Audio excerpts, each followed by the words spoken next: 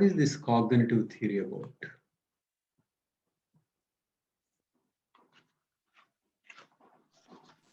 The importance given to the Emic perspective or the natives perspective. Importance given to the Emic perspective. Oh, okay. So take this question. Explain the difference between Emic and Etic.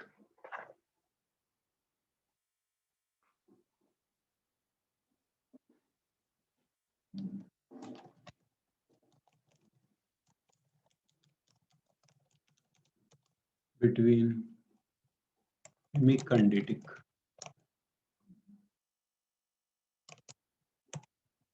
How does the difference derive from the study of languages?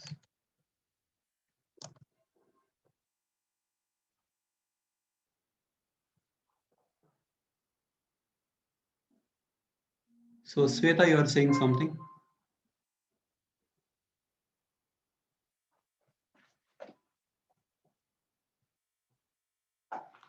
What is cognitive theory?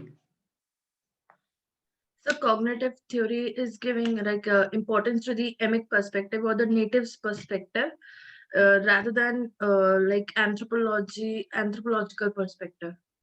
Okay, very good. You understood the essence. Now tell me, if you are listening to your friend, so your friend is explaining how he failed prelims so many times and then later how he cleared. How do you listen? In the sense that will you go by only his perspective or you will add your own processing and what somebody else may have said about prelims and things like that? So it would be the combination of both, like his perspective plus my perspective. Whatever he would be saying about it, like why he has not cleared the prelims, and what I could infer from that information, I would be adding to it. But then he says, see, you are not listening to me.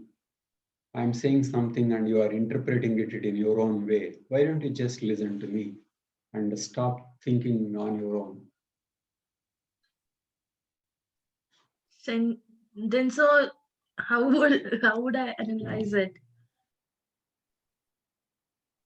It would be only his perspective now. So that is true, but after all, he cleared prelims and he is explaining. Why do you want to have repeat? Why he has understood his experience, and so why don't you go simply by what he says? Why do you want to interpret? Why do you want to add your own perspective? reasons because of which he has not cleared the prelims previously, analyzing those problems, and then what he has done in the next time or next attempt. So Okay. I mean, what are you saying? You are saying you should have your own plus his. yes. Then you will know about the nature of prelims. But suppose he says that no, you just understand me. So to understand me, you have to think like me, feel like me. You stop processing me. You stop all of yourself and just be like me. What will you say? Then I would say like whatever is being like his perspective only. I'm viewing the problem from his. That is true, but it is his perspective, and when you add, it will be your perspective. Don't you think his perspective is more important than your perspective? After all, he cleared prelims. Yes, sir. So discard yours and then take his. See, when it is a matter of his or yours, just discard yours and go by his. So why do you want add yours to his?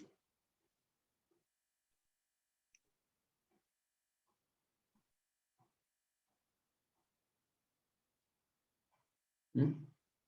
What is your answer, Sunil, to this last question? Sir, the thing is, If it is everyone, yours versus mine, you go by mine because I cleared prelims. So why do you want to pollute the truth through your own version of it? You just go by what I say. Sunil, what do you say? sir, I believe that everyone has some his own understanding of everything. I mean, for me, let's say a forest is something a source of resources, but for someone it is just a way of getting just for the place for animals. So everyone has his own notion of understanding, and that's why we need to have our understanding plus others' understanding to understand our own understanding. So what are you saying? So you need to have his understanding. We need to have his understanding, Hmm. plus we need to have our understanding.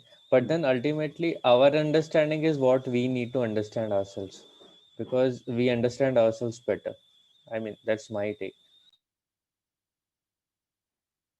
Because he cleared prelims only, you are listening to him.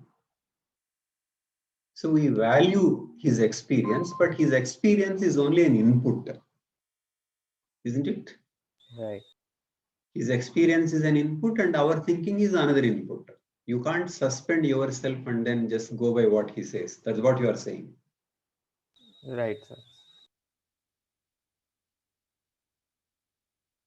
But then, okay, that is about when you want to understand prelims. But he says, okay, to understand prelims, I may have my approach and you may have your approach. That's fine. But now let us not try to understand prelims, but you try to understand me. So he says, you understand me and not prelims. Then how will you go about?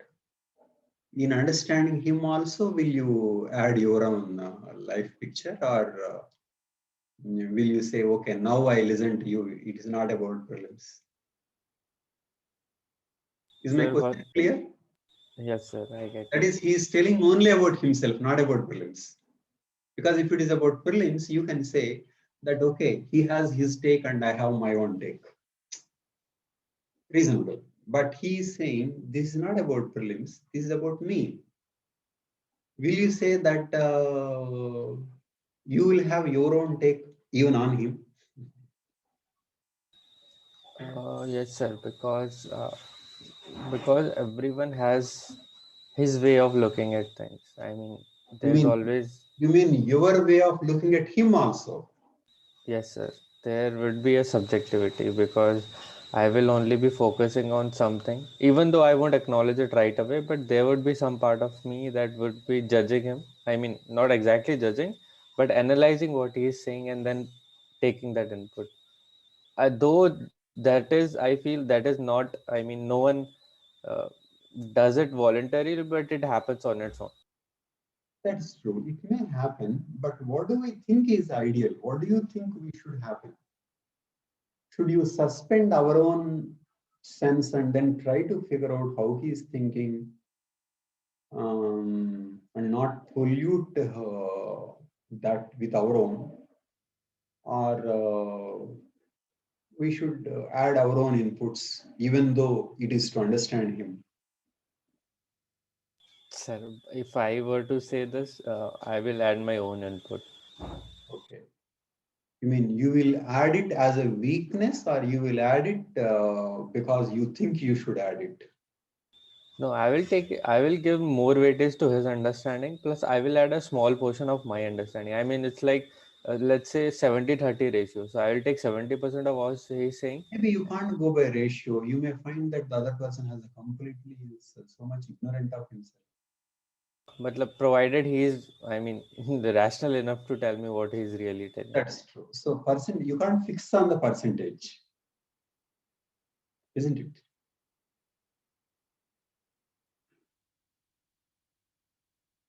So what do you say, Sweta? You have something to add to this? No, sir. Okay.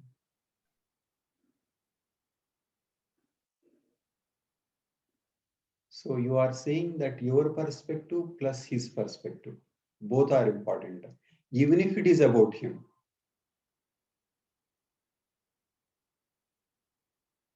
You don't think to know him, you have to enter his mind and find out how he thinks.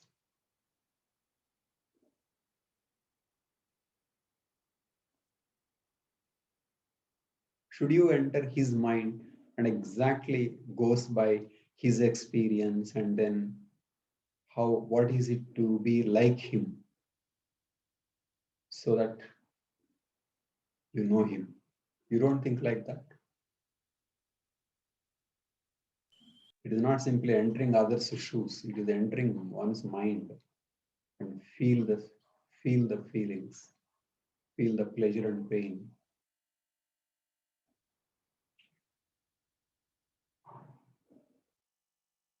You don't think it should be like that, Sweta?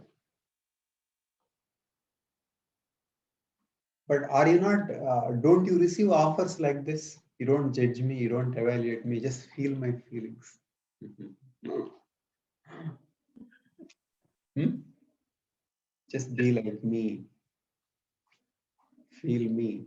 And if you love me, I would say you should feel me.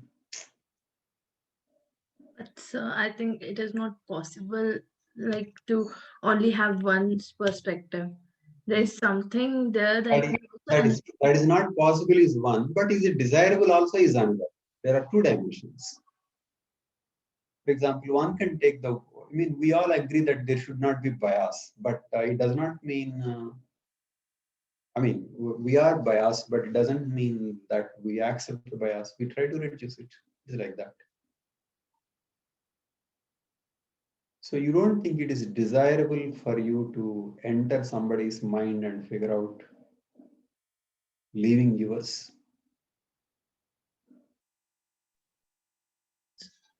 I think so.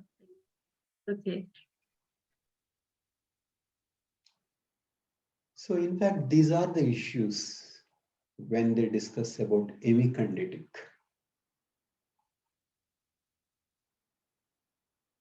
One viewpoint is that, remember, anthropology has a strange problem which no discipline has. That is, anthropologist is coming from an advanced society and he is studying a simple society. Huge cultural gap. This is peculiar to anthropology. Of course, you can say historian also has the gap, but historian is not dealing with the live people. Historian travels in time, tries to figure out. Others are not there to respond. But here is the gap. People from advanced societies are coming to study simple societies. And then these advanced people from advanced societies are communicating among themselves. They call themselves anthropologists.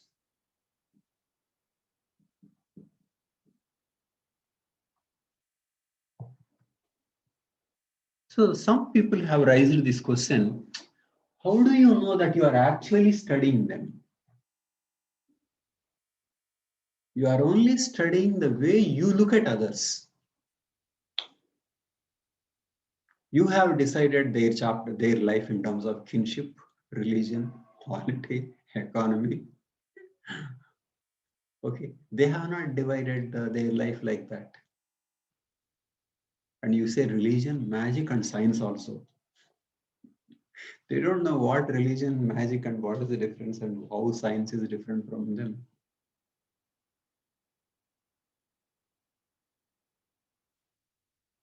And political organization. What is political organization? They have no idea what is this politics about. Economy. What is this economy? They have no idea.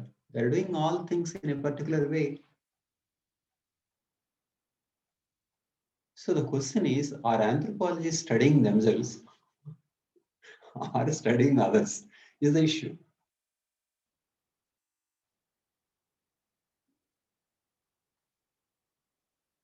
So who knows? Anthropologists are studying not the culture of others, but culture of anthropology.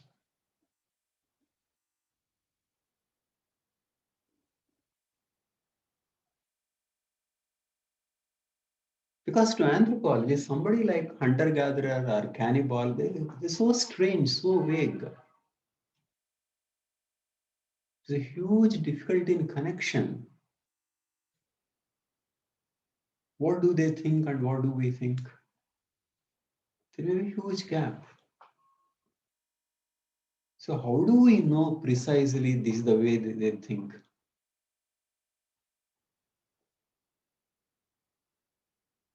So that is why some people raise the issue that you may not have any clue to the way they are thinking. So they proposed dropping yourself, go by how they think. That's called Emic view.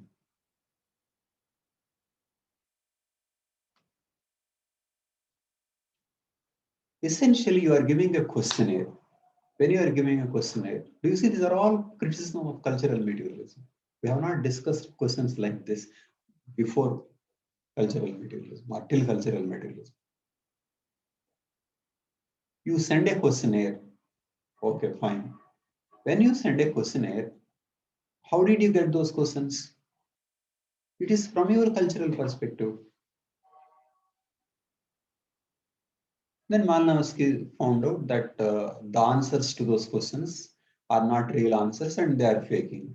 Fine, nice of him. But then Malinowski goes and asks, but how do we know that the Malinowski is asking the right question?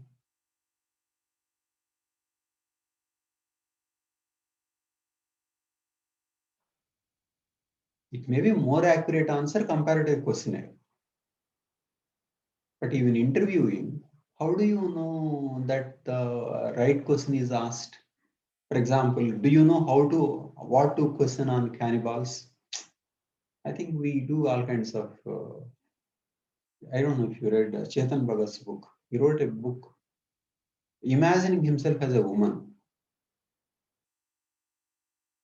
Okay, he's a woman, and then that is about woman's world. All kinds of things. I felt it is man's interest about woman. That's he would never be free from the idea, from the fact that he was a man, though trying to think like a woman. So what did he think? He thought of all kinds of things. Probably they are mostly man's view of the woman. A man cannot really be a woman. So all kinds of things Chetan Bhagat would be interested in, he described how woman would do.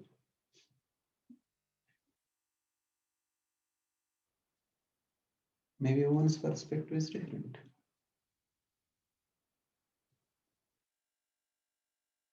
So how do you penetrate into the mind of the natives? Because these are all your categories, these are all the ways in which you think, you call it itself science and then all kinds of things. But how do you know? Well, I mean, for example, how do cannibals think? Do they consider themselves as violent? Not likely. But they may be calling themselves violent, whom they may be calling violent. It's a huge gap.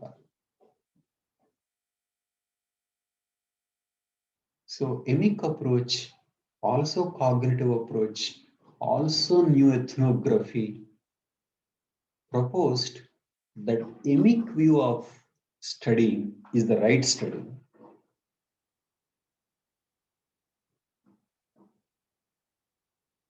This, in a sense, is cognitive anthropology. Why is it called cognitive? You have to find how natives are thinking about the culture.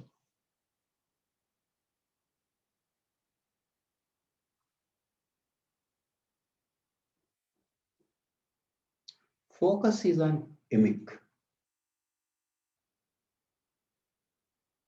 You can't say structuralism is Emic. Structuralism is mental, but you cannot say it is Emic only. Structuralism is he's trying to find out what the structures are in the mind. But here it is solely going about how they think, what they feel. It's about them. For example, studying Emic view is like studying language. How do you study language? You don't study language independently. You just go by how the natives are using.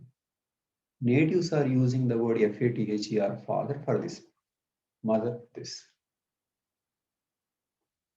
You are not investigating why they call it father, not like that. They just call it father. You are trying to find out how they use the language. What is their sense of grammatical mistake?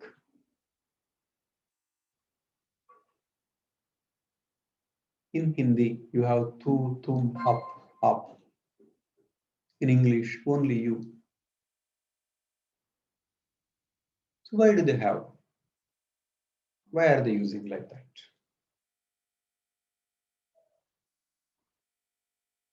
Then you can't use, you have to use the language in the way they are using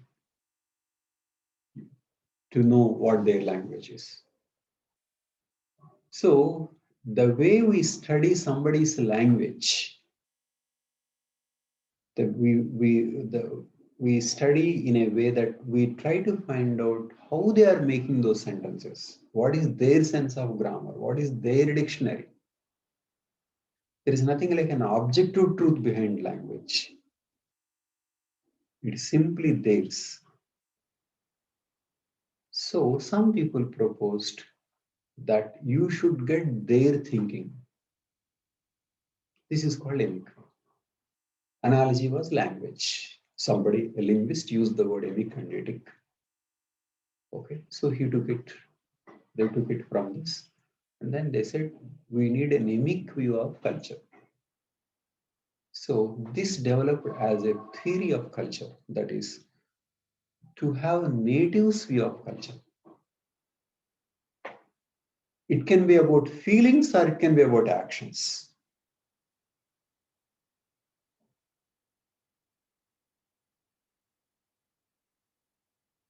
Okay.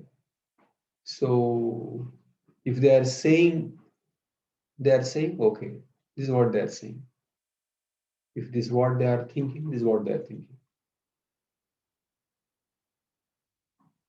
So this is natives. This is called Emic. So people proposed, you stop all your thinking, try to find out laws or anything, try to describe culture from their perspective.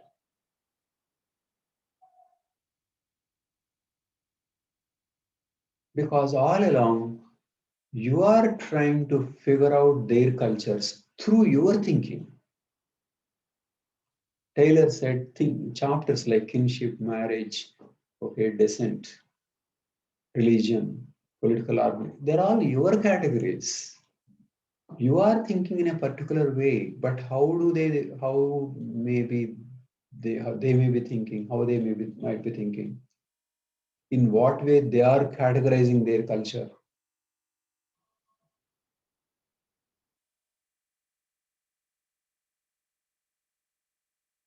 And then he said, probably there are universal ways of categorizing cultures, categorizing societies.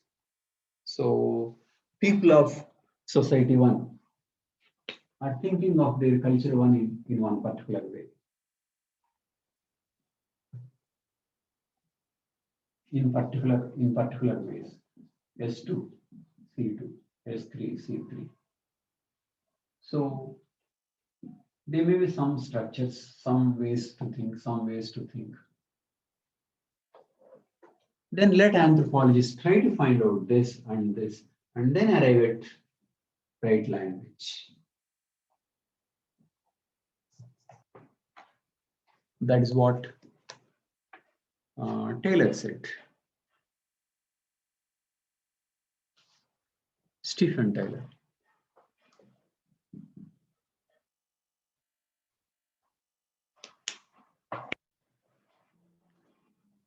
Because anthropologists are going to a simple society using their categories, using their modes of thought, trying to study the natives.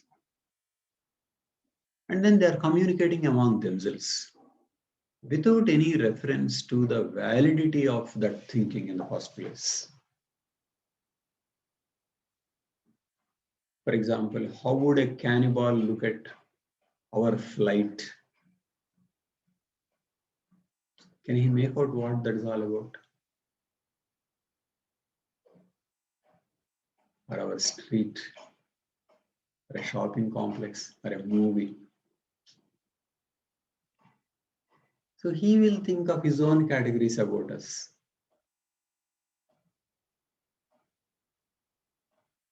So maybe that is how we are thinking about them. How do we, just because, how do we know that ours is accurate, or first of all, how do we know that we are understanding them? There is one cartoon, it is on conditioning. Scientist is thinking that he is conditioning monkey to eat in a particular way, but monkeys are conversing that we are conditioning this fellow. When we are doing like this, he thinks of us like this. See, let us see how he does now. So how do we know about them at all? So Taylor raised that our categories are wrong, our thinking may be inaccurate, we have no clue.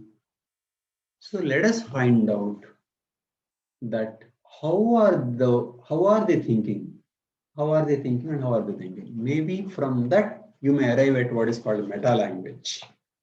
And then maybe we will arrive at what is called anthropology. But then how do you arrive at the way they think? You learn the way you learn language. For example, think of a conversation with a woman. Are you married? Yes. Then what's your husband doing? Answer possible. How many children do you have? Do you have children? Answer possible. But suppose you ask reverse, are you married? No. Why? What is your husband doing? Doesn't make sense. So it means that you need to know the culture to have a meaningful conversation. How certain words are used, categorized, relationship, things like that. So you try to make intelligent conversations using those concepts, and then you will arrive at their ways of thinking. And then when somebody studies S2, he will arrive at his own ways, its ways. And then probably there are some universal ways of looking at cultures. And then maybe a universal language is possible. So that is to say, don't impose your categories, your modes of thought on others. Through Emic, get what they think, and from Emic of various things, maybe you will get this time the really universal, cross-cultural, universally valid ways of thinking, rather than imposing your way of thinking on everybody. So which means from various emic views, Taylor wants something like an ultimate reality, an idea of what is ultimately true, that is free from your bias. Tell me, is it something like that possible? Hmm? Yes, No, sir. sir. Doesn't seem to be possible. Why is it so? There's too much subjectivity. Too much subjectivity. We can't understand the other without ourselves being in this process of understanding. Isn't it so?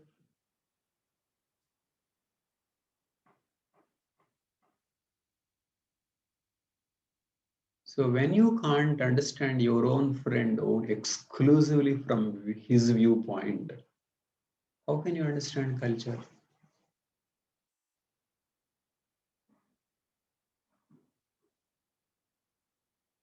And more importantly, what is to understand emic view? There is not one view.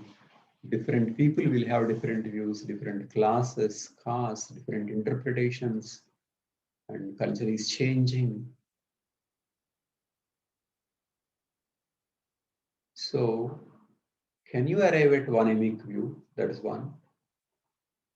And can you arrive at their view without you being there? Or does it make sense? That's why what Marvin Harris says is that this exclusive emic is a meaningless enterprise. So he is proposing emic plus etic.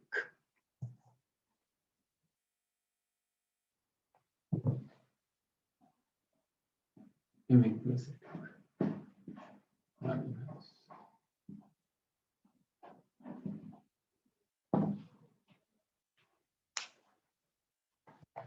Marvin Harris did not comment on Taylor or Conklin, but he wrote about others in his book Cultural Materialism.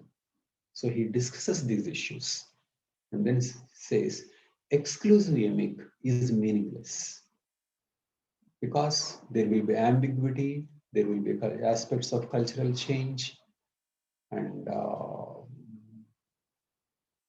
it is also meaningless because if somebody is saying something, you have to find out whether there is an object to reality. He gives an example of cows. Okay, at certain places, male calf is killed.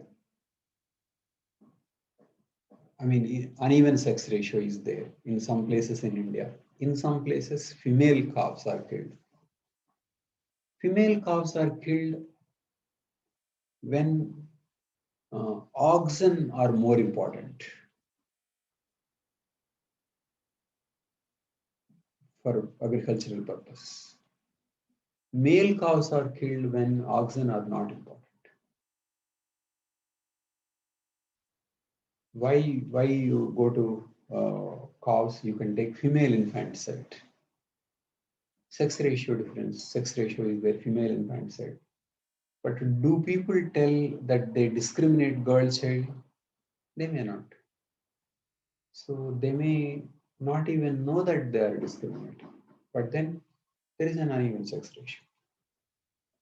So Marvin Harris says that what they think, what they feel, and what they are saying is important, along with what you think, what can be verified, and what does the study of other cultures say. So which means you can't abandon yourself in search of an emic view. So he's proposing emic plus etic view to understand culture, and not simply emic. So tell me, how do you look at this proposal?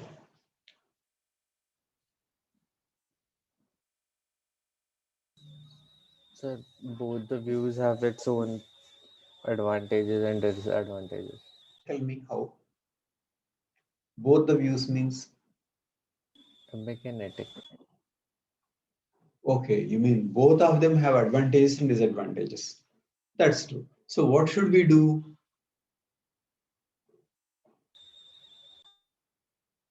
Marvin Harris, whatever said was right. Uh, That's my so emic plus etic. Okay. The people who are saying etic are not saying exclusively etic. It doesn't make sense. You have to get the data. You have to find out what they think. So it is not emic versus etic. It is about emic versus emic plus etic.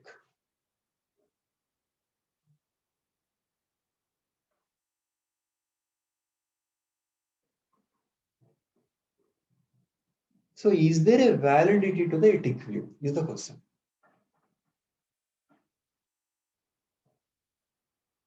So when you say both of them have advantages and disadvantages, then you mean to say that both the approaches are needed. Whereas cognitive theories or new ethnography is an exclusive emic approach. The question is about exclusiveness of emic approach. Should you go only by emic approach?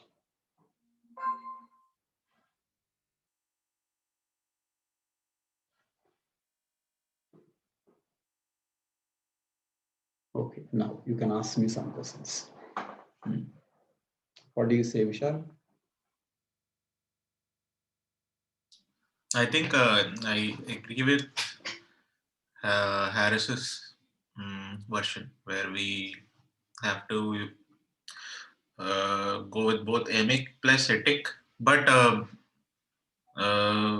I feel there should be less of Etic because I think unbiased Etic views are not entirely possible. So reducing them a bit can be helpful. But when I think back, yesterday during the last theory class, we talked about uh, we are moving towards a non-positive way of thinking, where multiple versions of a culture are possible from different views. So emic plus etic together, do you think it will be a final truth? It still may not compared to just emic view will not be it'll be less variation.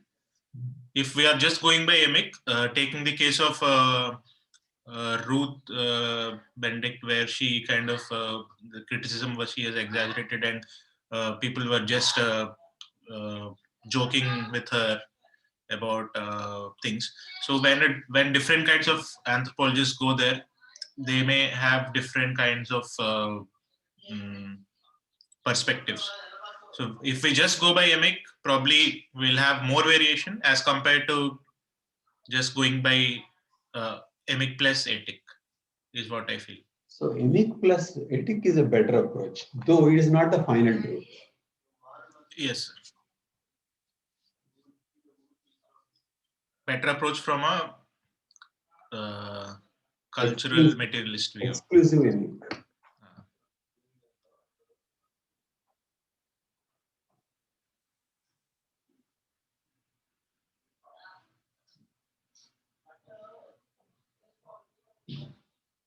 Okay. So what do you say about this Stephen Tyler's approach? Very difficult, right? How will we arrive at the categories by which society thinks and another categories and finally this? So can we apply this to Gandhi Ambedkar thinking as well, where we say about the caste system? If we just go by emic way of thinking, when we speak with upper caste or Brahmins, they say it is in the scriptures, so it is like this. We are not doing anything wrong. But if we go if we speak with say Dalits, we get a response saying we are being oppressed and everything. But if we go by emic plus etic view, then we'll get some more truer picture of the caste Why system. are you saying Dalit's view is etic? No, I'm saying Dalit's view is emic. So two different emic views. Brahmin's view also is emic. Emic. Okay. So yes. Two emic views, two different emic views, and we have one etic, one emic plus etic view, which kind of matches with the social structure. Fine. Risley study, all kinds of genetic studies. You can say they are etic. They are etic. So in this case, emic plus etic view is closer to the say. I think we follow both emic and etic view now.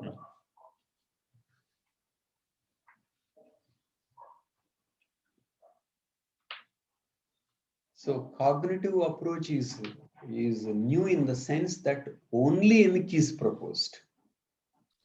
Because the point is that, I mean, don't think etic is Etic is final. It is simply the scientist's view. That is not final. That is their viewpoint. Scientists are trying to think in a particular way according to their own modes of thought. So etic is not superior. Etic is not superior. That is their view. But then one can take a stand that, yeah, that is an issue. Marvin Harris will finally think etic is superior. Finally, you have Marvin Harris thinks that there is science. There is a science. Marvin Harris' view is that you take Emic as an input and you add your own. But he believes, yes, finally we can build. He doesn't think that his own thing is subjective. That's how Marvin Harris is not postmodernist. We can go for Emic and Etic and also be postmodernist. We include Emic and Etic, but ours is not final. There are different ways. As opposed to we'll include Emic and we can arrive at the truth. Marvin Harris' position is we can arrive at the truth and it can be improved on. So Emic and Etic also, you also compare it with postmodernism. Postmodernism can be something where you can evaluate many theories, especially cognitive, symbolic, and interpretative theories, or even cultural materialism. So these things are about, is there one truth? Plus, if there is one, how do we arrive at it? Cultural materialism believes that there is one truth. I mean, to the extent that we know, not that it is final. But postmodernism is about unknowability. There is no one truth. There is no one truth. There are different perspectives. And Etic is one Emic, that's all, nothing more.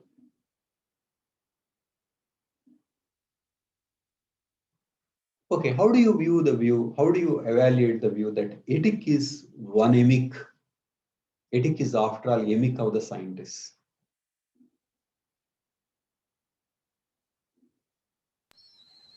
Because scientists prove with all such correlations that these graphs and calculus, and then they convince themselves. Definitely those natives can't understand the scientists.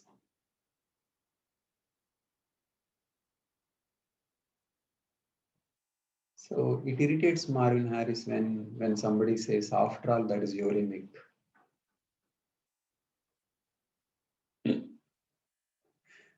So isn't science an Emic view of the scientist? Because we have one particular way of reasoning, one particular way of establishing causation. Okay. So essentially, we are trying to grasp somebody's culture and fit in with our own culture. We call some people irrational, rational, violent, non-violent, good people, bad people. But all from our perspective.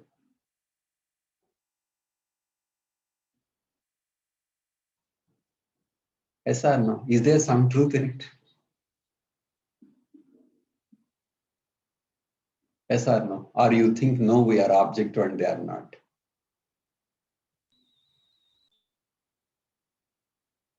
Correct. Hmm? We have some, I There is mean, some truth, isn't it? there is a notion, then we follow that notion unknowingly. Okay. Emic is there. So it is not that we are etic and they are Emic. We can call definitionally whatever our inputs are etic inputs technically, because it's not their inputs. But ultimately we create our own Emic system.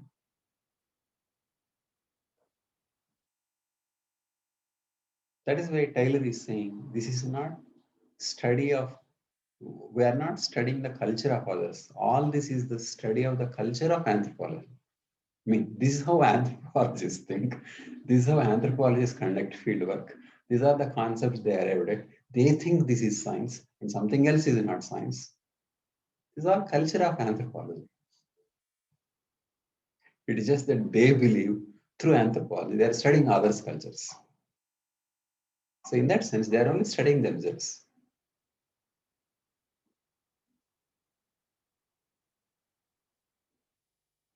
I mean, is there some truth in it or not? Yes or no? Yes, there is. They have not asked, but they can. Taylor we discussed. And coming to Conklin, I mean, there are many details given in this book. I took from one article. But essentially, what is the underlying theme of Conklin theory? Conklin is a cognitive anthropologist. That's one. Which means believer in emic perspective. Emic perspective. But what he did was he wanted to study how color is perceived in one particular culture. Color as an aspect of culture. How is color perceived?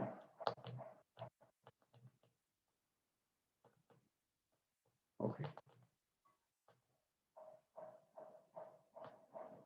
And is perception of color culturally different? Anyway, what is your view? Anyway, between men and women, who are more likely to know more number of colors? Hmm?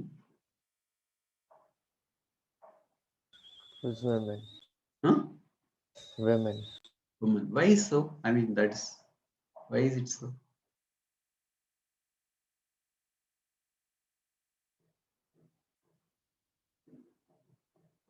What is your answer, Sweta? Do you agree with that answer? Yes, sir. Why are women more color conscious? They are more into fashion. Fashion, dress, knitting. Okay. So Do we have a 1 second. When they are more into fashion, how does that color consciousness increase? Like, for example, for one color, orange, we have different shades. How many men can recognize what is purple, navy blue?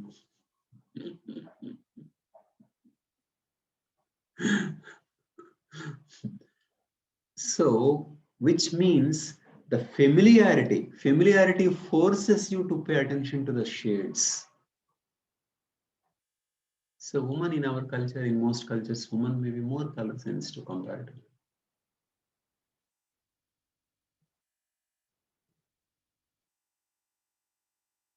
Which means that woman will recognize something as that color, whereas man may not pay much attention to it. Man may be thinking of something else instead of the color. Or he may not pay attention to the color itself.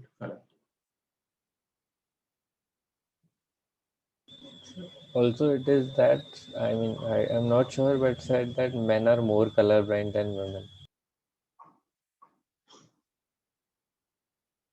Okay, if there are some genetic differences, I don't know. But culture will explain. Culture shows that women are involved in color-related things.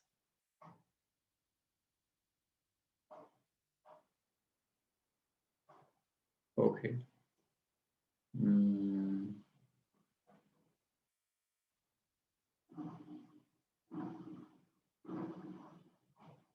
So they get color in certain experience, and then they apply that color sense in other areas also. isn't it? They apply color, they learn color in a particular activity, something, and then they apply it on others.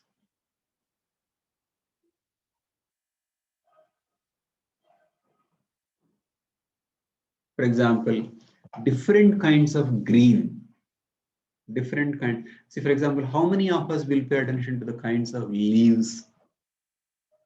Leaves, who will be paying more attention, a farmer or an urban student? Obviously, farmer will be paying more attention to kinds of leaves. How about greenery?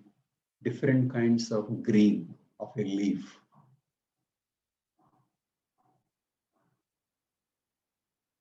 And how the color changes as a leaf ripens. What was it like in the beginning? What was it like later? What was it about when it is about to fall?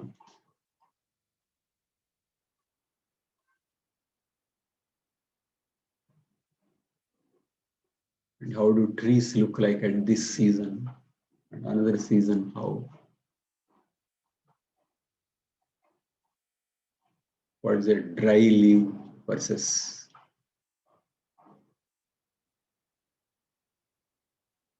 something that is green and blooming?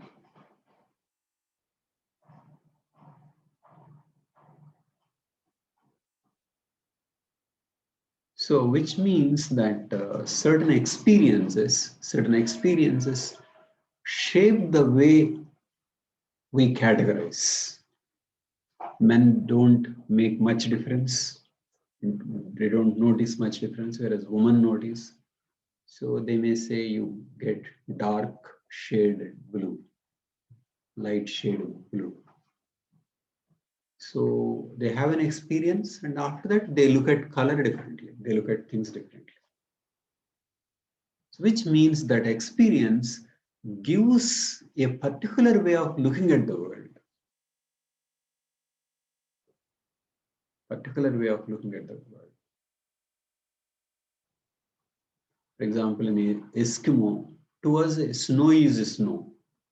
But to an Eskimo, he will have so many kinds of snow. Different colors, types. Why? Because to him snow is so much. He just can't say snow.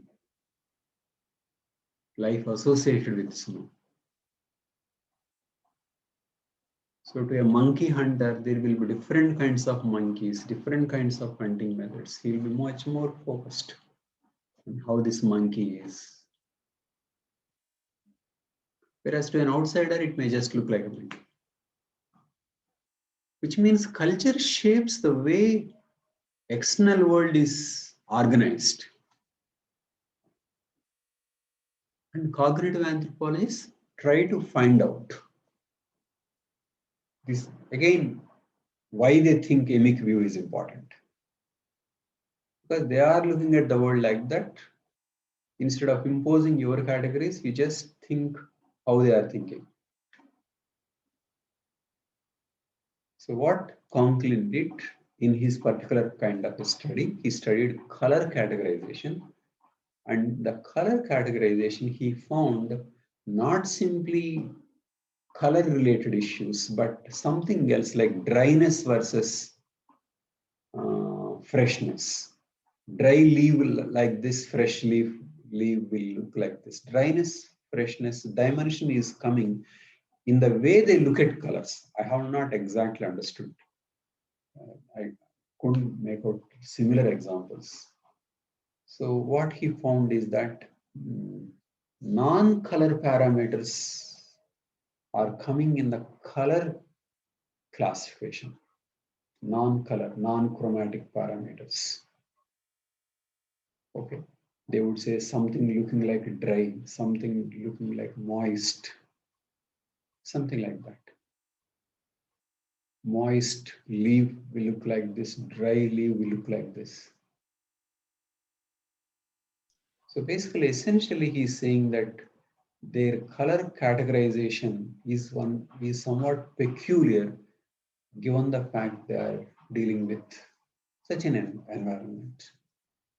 So he points that like color category, color categorization is an example of how many things are categorized and why it is important to understand the Emic. So that is just one example. You can just memorize and write. Okay. So can this be linked to, say, symbols or signs? When you say color, dryness or freshness is looking something like this. No, they are not symbols in science. Like green color symbolizes go or uh, good, or in some culture it may mean poison or something. Can we make such a correlation where Conklin, by looking at No, colors, no, they are associating green with different kind of things. Definitely life. Um, it's a matter of association.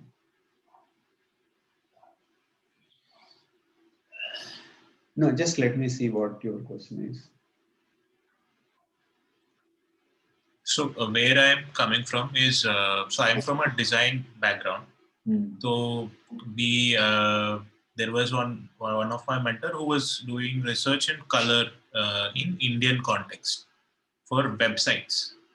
So Hmm. how different states, people in different states perceive the color of a website or a user interface.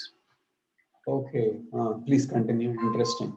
So some people, so this was already done in the world scenario. Indian Hmm. scenario not much, but in the world, so in Southeast Asian countries they like different colors, bright colors, orange in China and everything. They like orange, bright colors. Uh, so in Europe and all, they like dull blue colors, something of that sort. Okay. So if we look at it that way, probably maybe culture, they may associate colors with different things and they may have preference for certain shades. Okay, some colors with positive things and some colors with negative things. Yeah. So when we say dryness as such a color, so when you look at leaves, they are brown in color.